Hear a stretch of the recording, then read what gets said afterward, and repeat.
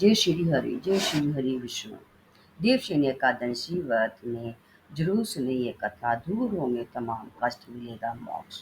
देवशयनी एकादशी का व्रत व्यक्ति को हर तरह के संकट से मुक्ति दिलाकर खुशहाली प्रदान करता है। इस व्रत में कथा का जरूर श्रवण करें, इससे श्री हरि प्रसन्न होते हैं। देवशयनी एकादशी कलयुग में मनुष्य के उद्धार के लिए एकादशी का व्रत सब व्रतों में उत्तम होता है। इससे व्रत से सभी पाप नष्ट हो जाते हैं। आषाढ़ माह के शुक्ल पक्ष की एकादशी को देवशयनी एकादशी और पद्मा एकादशी भी कहते हैं। इस साल देवशयनी एकादशी 17 जुलाई 2024 को है। ये व्रत मोक्ष, प्राकृतिक आपदा से बचाव करता है। व्यक्ति समस्त सुखों को प्राप्त कर वैकुंठ धाम में स्थान पाता है। जाने देव एकादशी की व्रत कथा।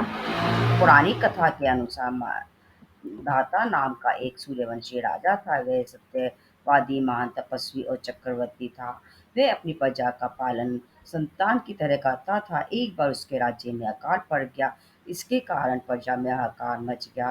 प्रजा ने राजा के इस परेशानी से राहत पाने की गुहार लगाई। राजा मानदाता भगवान की पूजा कर कुछ विशिष्ट व्यक्तियों को साथ लेकर वन की ओर चल दिए। घूमते घूमते वह ब्रह्मा जी के मानस पुत्र अंगिरा ऋषि के आश्रम पर पहुंच गए।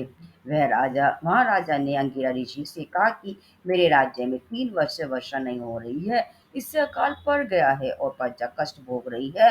राजा के पापों के प्रभाव से ही प्रजा को कष्ट मिलता है, ऐसा शास्त्रों में लिखा है। मैं धर्मानुसार राज्य करता हूँ, फिर यह अकाल कैसे पड़ गया? आज कृपा कर मेरी समस्या के निवारण के लिए कोई उपाय बताएं। अंगिरा ऋषि बोले, इस युग में केवल ब्राह्मणों को ही तप करने, वेद पढ़ने का अधिकार है, लेकिन राजा आपके राज्य में एक शुद्ध तप कर रहा है। इसी दोष के कारण आपके राज्य में वर्षा नहीं हो रही है।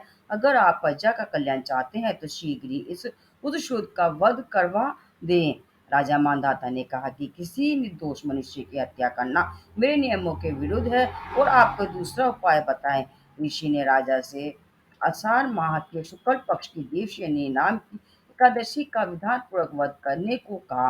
वे बोले, इस व्रत के प्रभाव से तुम्हारे राज्य में बारिश होगी और प्रजा भी पहले की तरह सुखी जीवन यापन कर पाएगी। राजा ने देवशयनी एकादशी का व्रत पूजन का नियम अनुसार पालन किया, जिसके प्रताप से राज्य में फिर से खुशहाली लौट आई। कहते हैं मोक्ष की इच्छा रखने वाले मनुष्य को इस एकादशी का व्रत करना चाहिए। ये थी देवशयनी एकादशी की व्रत कथा। बोलो जय श्री हरि, जय श्री हरि विष्णु।